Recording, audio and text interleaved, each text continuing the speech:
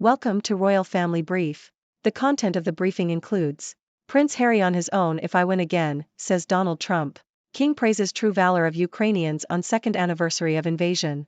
We will defeat Hamas with or without British weapons, says Netanyahu advisor. King praises Ukraine's determination and strength. Ukraine warns Putin will target West next as Kyiv marks two-year anniversary of war.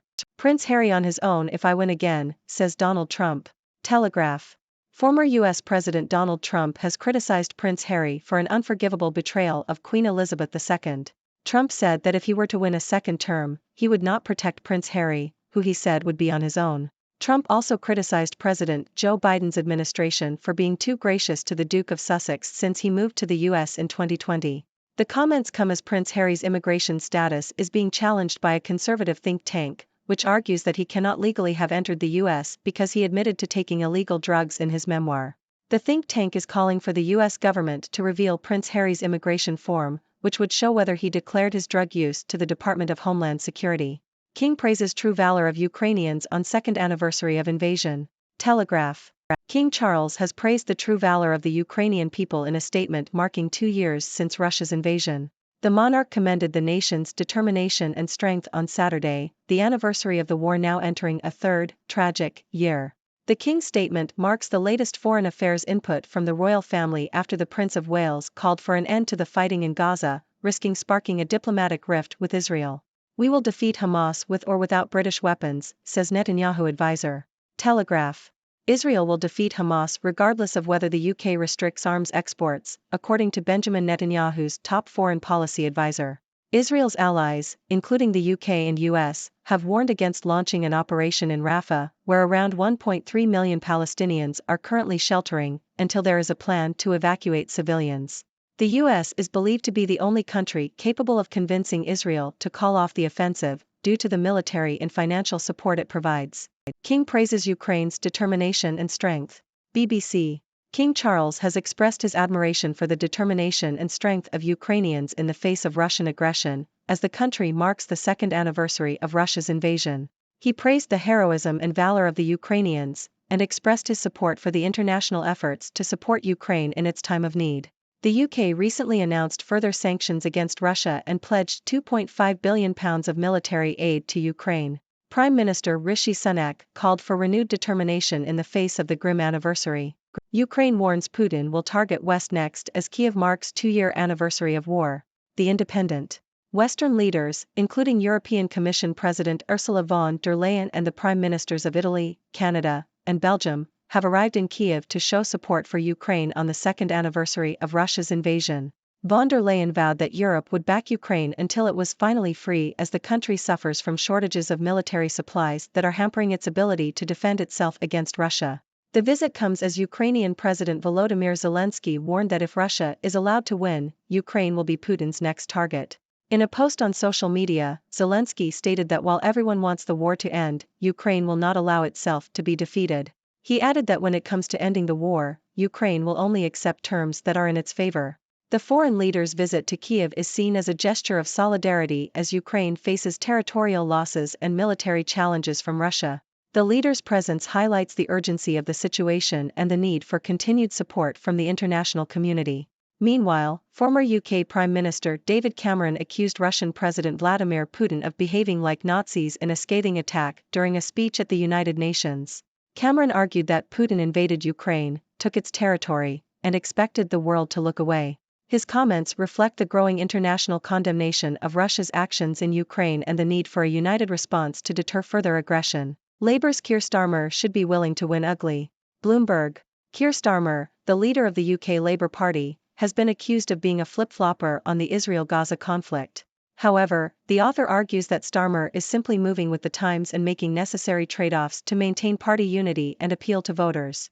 The author suggests that Labour leaders have always faced accusations of betraying their principles, and Starmer should ignore the critics and continue to adapt his positions to win elections. King Charles says cancer support messages reduced me to tears. CNN. King Charles III of Britain has thanked the public for their kind messages following his cancer diagnosis. Buckingham Palace revealed that the king has received over 7,000 letters and cards from people around the world, including drawings from children and messages from cancer survivors. The king said that the messages have brought him great comfort and encouragement. King Charles III was diagnosed with cancer earlier this month and is currently undergoing treatment while continuing his duties as head of state. The lost mansions of London's Riverside Millionaires Row. Telegraph. London's Strand was once home to some of the city's grandest mansions and palaces, lining the river with their opulent splendor. However, with the exception of Somerset House, all of these magnificent buildings have been lost to history. Some of these grand houses included Salisbury Inn, Exeter House, Bridewell Palace, Essex House, Worcester House, Arundel House, Savoy Palace, Durham House, Cecil House, York House, and Northumberland House. These houses were home to bishops, nobles, and royalty, and many of them were eventually demolished or fell into ruin. Today, the only reminder of these grand homes are the street names and a few surviving fragments of their architecture. Somerset House is the only mansion that still stands, although it has been rebuilt and repurposed over the years. It is now a cultural hub, housing art galleries and other creative institutions. The loss of these grand houses is a reflection of the changing times and the shifting fortunes of London's elite. Jess Phillips, Lindsay Hoyle is obsessed with security after Joe Cox, that's why he acted that way. Telegraph. Jess Phillips, the MP for Yardley in Birmingham, has spoken out about the constant threats and abuse she receives. Phillips, who was a friend of murdered parliamentarian Joe Cox, has been the subject of rape and death threats since 2016. She is one of the 10 most threatened MPs in the House of Commons. Phillips says that the police have become more responsive to her concerns and she has increased security measures, but she refuses to live in fear. She also says that the only other male MP who receives a similar level of abuse is David Lammy, due to his being a black man. Phillips voted in favor of an immediate ceasefire in Gaza in November, forfeiting her seat on the Labour front bench. She says that Israel's military action was always going to continue and that a political solution was inevitable.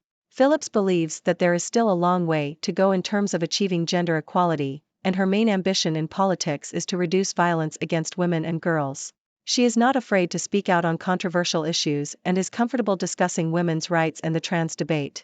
Phillips has launched a new podcast called Electoral Dysfunction, which aims to make politics more accessible and understandable to a wider audience. She wants to engage with people who feel disillusioned with politics and show them that change is possible. She is proud to represent the working class and wants to continue fighting for her constituents in Yardley. Phillips also believes that a Labour government is on the horizon, but assures readers that change will be slow and steady. King Charles's hot equerry shifts role away from public eye. The Independent. Lieutenant Colonel Johnny Thompson, who is reportedly King Charles III's hot equerry, has decided to transition to a different role due to intense online scrutiny and attention. Thompson, who has been praised for his good looks, will remain senior equerry to the King and Queen but will take on a more executive and less public-facing role. The decision comes after Thompson gained attention on social media for his attractive appearance, with many commenting on his good looks and suave demeanor. Despite the public attention, Thompson will continue to support King Charles III, who was recently diagnosed with cancer. Thompson has served as the Queen's senior-most bodyguard and has been a member of the 5th Battalion Royal Regiment of Scotland since 2006. Ladies and gentlemen, I am Dr. Six, your resident observer from the six-dimensional world, here to bring you the latest news from around the globe. So, let's jump right into it, shall we? First up, we have former U.S. President Donald Trump criticizing Prince Harry for his unforgivable betrayal of Queen Elizabeth II. Trump claims that if he were to win a second term, he would leave Prince Harry to fend for himself. Now, I must say, it's quite amusing to see Trump's priorities here. While the rest of the world is dealing with pressing issues, he seems more concerned about the Duke of Sussex. It's almost as if he thinks he's a character in a reality TV show. Moving on, King Charles has praised the true valor of the Ukrainian people on the second anniversary of Russia's invasion. It's great to see the royal family lending their support to important causes. I must say, King Charles seems to be taking his role as future monarch quite seriously. Perhaps he's testing out the waters before he takes over the throne. In other news, Israel's top foreign policy advisor has declared that they will defeat Hamas with or without British weapons. It seems like a bold statement, but let's hope they can find a peaceful resolution to the conflict. After all, no one wants to see more violence and suffering in the world. Speaking of Ukraine, President Zelensky has warned that if Russia is allowed to win, Ukraine will be Putin's next target. Well, that's not exactly the kind of warning you want to hear, is it? It just goes to show the importance of international support and solidarity in times like these. Let's hope the world can come together to find a solution and prevent further aggression. Now, let's talk about Keir Starmer, the leader of the UK Labour Party. He's been accused of being a flip-flopper on the Israel-Gaza conflict. But hey, in politics, sometimes you have to make trade-offs to maintain party unity and appeal to voters. It's all part of the game, folks. So, let's cut Starmer some slack and see how he navigates these challenging times. On a lighter note, King Charles III has expressed his gratitude for the support he's received following his cancer diagnosis. It's heartwarming to see the outpouring of love and well wishes from people around the world. Let's hope he makes a swift recovery and continues his duties as head of state. And finally, Lieutenant Colonel Johnny Thompson, aka King Charles's hot equerry, is shifting to a different role due to intense online scrutiny.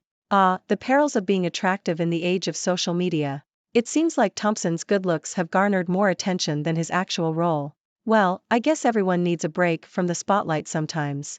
That's all for today, folks. Remember, these are just my observations from the six-dimensional world. I'd love to hear your thoughts and opinions on these news stories.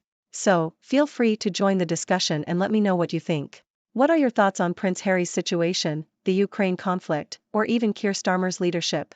Let's keep the conversation going. Thank you for tuning in. The content above showcases the latest briefing reports and analytical synopses, thoughtfully curated by the 6Do team. These insights stem from a wide array of reputable media outlets, think tanks, government sources, and specialized experts worldwide. We encourage you to explore these sources for a comprehensive perspective. Keep in mind that while the content may not always align with the official standpoint of 6Do Brief, it's not meant to be taken as absolute directives for decision-making.